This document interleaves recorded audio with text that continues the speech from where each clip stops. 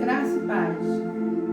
Temos recebido muitas dúvidas acerca de relacionamentos e principalmente a influência de parentes na vida conjugal do casal. Então a gente vai ver hoje o que a Bíblia fala sobre isso, tá? Primeiramente a gente vai começar com esse versículo. Por essa razão, o homem deixará pai e mãe, se unirá à sua mulher e eles se tornarão uma só carne. Está em Gênesis 2:24. Esse versículo fala que o casamento deve ser uma nova família prioritária. Tá? Significa romper todas as dependências da antiga família, seja emocional, financeira, e unir-se ao seu cônjuge, sendo os dois uma só carne. Então, o que vocês tiverem que decidir são vocês que decidem. O que tiver que concordar são vocês que concordam. Ou seja, o que atingir o cônjuge, o que atinge diretamente você, porque são uma só carne. Nesse caso, né, quanto às dúvidas que nós estamos recebendo, acabam os precedentes para críticas, conversinhas tortas, fofoquinhas, coisa do tipo. O cônjuge tem que defender o outro como se fosse ele mesmo, tá? Como se essas palavras fossem dirigidas a ele próprio, tá? Então fica assim, interferindo toda hora, jogando piadinha, tá? Já é extremamente difícil manter um relacionamento a dois. Porque Deus une duas pessoas completamente diferentes, de história, culturas, tradições diferentes, educação diferente, e manda que eles sejam uma só carne. Então já tem aqueles dois que concordar entre si. Imagina se tiver que agradar terceiros, né? Pai, mãe, tia, primo, outras coisas mais, né? Cunhada, que são as dúvidas que estão chegando para nós. Aí começa aquele... O que acontece? Esse ato é abominação ao Senhor. Por quê? Porque aquele que semeia discórdia entre irmãos, que está em Provérbios 6, 17 e 19, provocar discórdia entre irmãos é abominação ao Senhor. Aí começa que ele disse-me-disse, fala no ouvidinho de um, fala no ouvidinho de outro, difama um, difama outro. Deus não se agrada disso. E eu tentando minar esse relacionamento, né? E em alguns casos, dependendo da gravidade, Deus permite que se afaste e saia desse meio. Como foi o caso de Abraão, tá? Abraão, em Gênesis 12:1, que significa o rompimento com o passado, o confronto e influência que vai te limitar ou fazer com que você faça coisas negativas e contrárias à palavra do Senhor, para viver o propósito que Deus tem na sua vida, como foi o caso de Abraão. Abraão vivia numa família idólatra, que fabricava ídolos, e Deus conhecia o seu coração, que ele não compactuava com isso. E foi necessário arrancá-lo com mãos fortes daquelas influências, a fim de que o mesmo pudesse viver a plenitude de Deus e suas promessas na sua vida. A Bíblia fala que as más conversações corrompem os bons costumes. Tá? 1 Coríntios 15:33. Ainda mais se vem de parentes próximos. Por quê? Conforme a psicologia explica, esses costumam ser referências de vida para o indivíduo. E se estes são negativos, ou se esses exemplos vão contra a palavra de Deus, pode ter um peso negativo muito grande e atrapalhar os propósitos que Deus tem na vida dessa pessoa. Então, no caso de Abraão, foi necessário romper esse vínculo. Para você ver, a necessidade de vínculo familiar de Abraão era tão forte, que mesmo assim, ele ainda tentou levar o seu sobrinho Ló, demonstrando que talvez tivesse uma necessidade de um vínculo afetivo familiar. Talvez Ló tenha sido a pessoa que acreditou nos sonhos de Abraão, não é? Que Deus estava prometendo para ele. Mas o que aconteceu? Deus falou, sai da terra da tua parentela. Então, em determinado momento, foi necessário também a separação para que não houvesse contenda. Então aí, às vezes, alguns ainda lançam maldição, feitiço, bruxaria. A gente tem recebido cartas aqui de estão fazendo isso para mim, estão fazendo aquilo para mim, para separar o casal. Então, se foi Deus que os uniu, como fala em Mateus 19, 5, 6, aquilo que Deus uniu não separa o homem, não estaremos indo contra o casal, mas sim contra o próprio Deus. E seus propósitos poderá estar atraindo maldição para si mesmo. Que a palavra de Deus fala, abençoarei os que te abençoarem e amaldiçoarei os que te amaldiçoarem. E por meio de vocês, todos os povos da terra serão abençoados.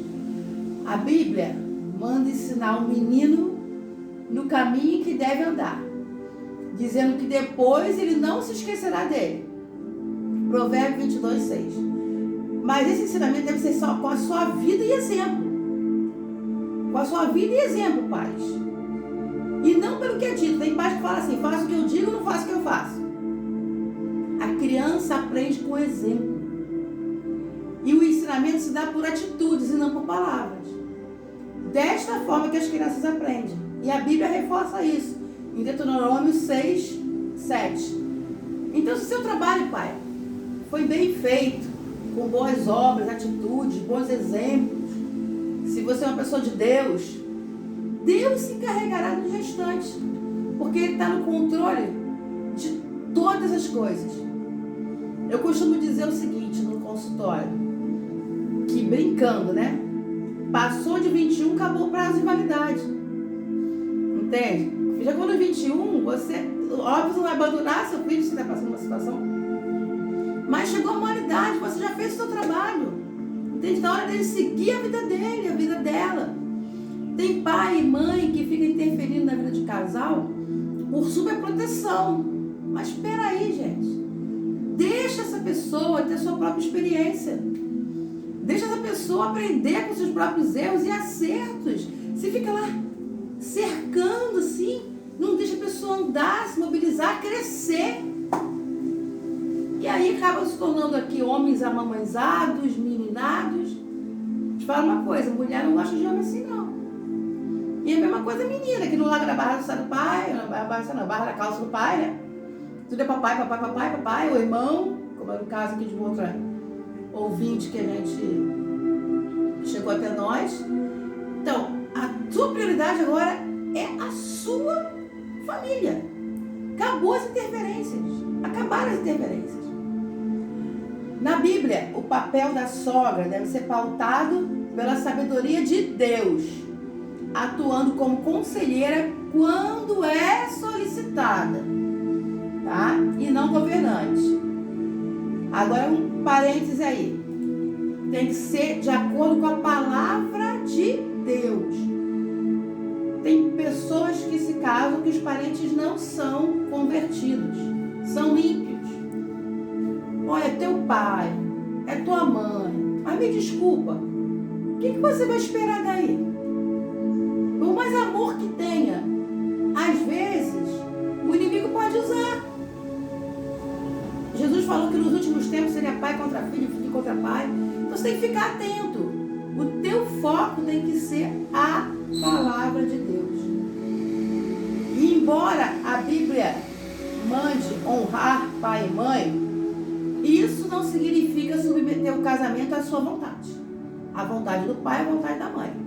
Porque quem casou foi você. A sogra sábia respeita o novo matrimônio. A sogra e o sogro não causa divisões, respeita e não interfere nas decisões do casal. Tem chegado para mim também casos assim que o marido se vê obrigado a sustentar duas famílias. Gente, Se você casou, a sua obrigação é com o seu casamento. Tem família que precisa ser ajudada. Lógico que a gente não vai deixar um parente faltar um prato de comida. Mas há limites e tem que ser de comum acordo com o seu cônjuge. Tem pessoas que entram em contato conosco e falam, às vezes falta na nossa casa para dar para outra casa. Entende? Então tem que ser com sabedoria e com concordância um com o outro. Senão você vai achar ruptura no seu casamento. Tá? Agora o que acontece? Os pais que falam isso, depois, em Efésios 6,4, também está escrito que os pais não devem suscitar a ira dos filhos. Ou seja, esta não deve dividir o casal, não deve implantar discórdias, tentar controlar a casa ou tirar qualquer proveito dessa relação. Seu filho casou, sua filha casou, a vida é dela, a vida é dele. Pais, não irritem os seus filhos. Antes, crie-nos segundo a instrução e conselho do Senhor. Glória a Deus. Pais que irritam os seus filhos podem torná-los desanimados, revoltados ou até mesmo causar o afastamento dos membros, conforme cita a palavra. Né? Porque ele está ali, tentando falar, tentando ajudar, tentando fazer. Não interfere, é minha vida, deixa pra lá. Chega um momento que eles não aguentam e eles se afastam. Está escrito em Colossenses 3,21. Pais, não irritem seus filhos, para que eles não se desanimem. Eu tenho casos de pais que sugam tantos filhos, que eles chegam a adoecer. Então, pais, vocês têm que ser amigos, conselheiros, não sugar, entende?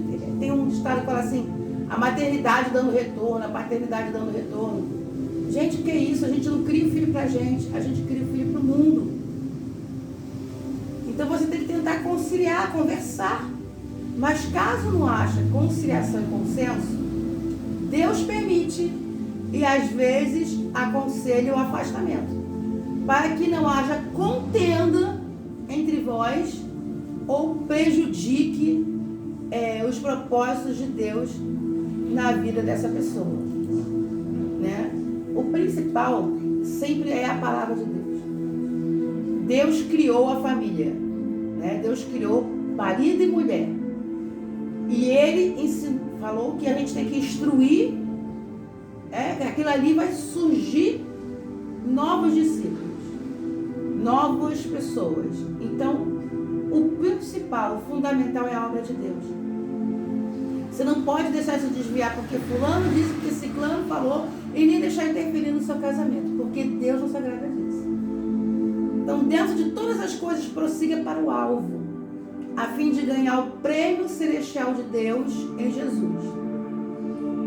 Jesus falou, se alguém vem a mim e ama seu pai, sua mãe, sua mulher, seus filhos e seus irmãos e irmãs, e até a sua própria vida mais do que a mim, não pode ser meu discípulo. Ou seja, você não pode estar preso a nada terreno. Você tem que estar preso às coisas celestiais. Então, se a pessoa prefere ouvir e seguir as palavras dessas pessoas do que os mandamentos de Deus, não tem condições de ser discípulo do Senhor. O discípulo deve estar disposto e se abster de recursos e apoio familiar, se necessário. Não se pode colocar Deus e os seus mandamentos acima de seus familiares. Cristo deve ser sua prioridade máxima, superando até os laços mais fortes da vida. Então, amados, por mais que você esteja vinculado sentimentalmente, emocionalmente, o verdadeiro discípulo do Senhor, ele tem que ter desprendimento. Então, se você está passando por uma situação, não é, de interferência de pai, de mãe, de irmão, você tem que, primeira coisa, conversar. Conversar, tentar chegar num consenso. Entende? Agora, Se não adiantou, se você falou, se a pessoa não respeitou, se a pessoa não está interferindo nos laços familiares, causando conflito principalmente, a palavra de Deus fala que você tem que se afastar. Na psicologia a gente fala o seguinte: você dá atenção, dá carinho, dá isso, você está aí orando, buscando pela pessoa, e a pessoa não quer nada. Entende? A pessoa não está dando valor a você. Você está ali na sua presença. Começa a dar a sua ausência. Né? De repente, na sua ausência, a pessoa começa a refletir um pouco sobre as coisas que estão acontecendo. Porque nós temos muitos casos de interferências familiares. E atrapalhando, inclusive, a vida ministerial da pessoa. E aí, é complicado. Né? Já falamos que ficar fazendo fofoca, dissensões, é abominação ao Senhor. Deus não se agrada disso. Cunhada que fica falando de cunhado, entendeu? Falando mal, tentando minar o casamento. Muitas vezes é por ciúme, é por inveja. Entende? Você tem que viver a sua vida, cada um tem que viver a sua vida. Ninguém pode interferir numa coisa sagrada que é o matrimônio. Temos também casos assim de pais e mães que sugam, né, o novo familiar, aquela pessoa, de forma que a pessoa se sinta sobrecarregada, que se sinta, fica até doente. Então, pai, mãe, seus filhos são a continuidade do seu legado. Eles não têm obrigação, como, exceto o estatuto do idoso, né? Você não pode abandonar um idoso que está acamado, que está doente, né? A Bíblia fala que até os 60 anos não se faça viúva antes dos 60. Então, até os 60 anos, você tem que correr atrás da sua vida. Deixar ele ter as suas próprias experiências. Entende? Não foi um casamento arrumado, foi ele que buscou. Eu cresci com um pai que falava assim para mim: você tem que arcar com as consequências dos seus atos. Aí tem pai, tem mãe que vai lá: ai, tadinho do meu filho. Não! Manda ele resolver com a esposa, manda ele resolver com o marido. É com eles que tem que resolver. Você não pode estar interferindo, passando a mão na cabeça. Senão você impede o crescimento do seu filho, da sua filha. E falar sobre as questões financeiras também. Que um fica interferindo, achando que tem obrigação de fazer.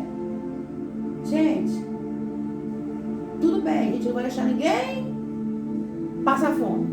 Mas não tem obrigação. Ele e ela têm obrigação com o seu lar e não com os demais. E isso tudo vem acarretando problemas, queixas no dia a dia que tem chegado até nós. Então, amados, Deus instituiu o casamento. Ele criou homem e mulher e mandou que os dois fossem uma só carne. Então é para resolver entre vocês, para decidir entre vocês e não permitir que outras pessoas venham se intrometer. Porque, como eu falei anteriormente, relacionamento já é difícil. A 3 e a 4 é impossível. Então, essa foi a palavra que Deus nos deu essa semana. Eu já tinha feito ela por escrito, mas me pediram para fazer em vídeo, né? E a gente continua recebendo as opiniões, os pedidos de oração, de aconselhamento, e vamos tentar resolver à luz da Bíblia. E acima de tudo, queridos, né? Deus tem poder de fazer a obra independente de você estar presente. Se está tendo muito atrito, está tendo muita confusão, está tendo muito desgaste, a Bíblia fala: se afasta para que não haja conflito entre vós. E ora. Ora, porque da onde você estiver, né? Deus pode falar uma palavra e mudar o quadro. Mas para preservar a sua vida, seu casamento, se for necessário você se recolher um pouco, para se preservar, não tem nada de errado nisso, não. Creia no poder de Deus, que Deus tem poder para fazer onde quer que Ele esteja. Ele tem poder para mudar o quadro. Então, que o Espírito Santo de Deus possa instruir os amados na melhor decisão, na melhor posição que tomar. Mas pelas pesquisas que nós fizemos, de acordo com a palavra de Deus, né, teve até uma pessoa que falou assim, o Deus interfere na vida, interfere. Se for para salvar um casamento, se for um propósito de Deus nesse casamento, Ele interfere. Quantos casos nós temos aqui de filhos que vão para outro país, que arrumam outro emprego e saem? Se atrapalhar a obra de Deus na vida da pessoa, Deus várias vezes entrou com mão forte e arrancou daquele lugar. Então vamos começar a examinar a nós mesmos, o que nós estamos fazendo, tá? E vamos verificar se nós estamos sendo bênção na vida dos nossos filhos, na vida dos nossos genros, nossas cunhadas, porque Deus quer que você seja bênção e não maldição, entende? Então, que o Espírito Santo de Deus fale mais alto aos corações do que as minhas humildes palavras. Nós continuamos pelo Face, nós continuamos pelo YouTube, Rádio JPV. E se você quiser trazer o seu pedido de oração, o seu pedido de aconselhamento, como eu falei, eu não vou revelar nomes, eu vou falar situações, mas não vou revelar nomes. E a gente vai estudar isso à luz da palavra de Deus. Amém? Então, eu te despeço por aqui. Não esquece, toca no sininho para você se inscrever e receber notificações nossas. E nos segue pelo Face para que a gente possa estar recebendo o seu pedido de oração. Amém?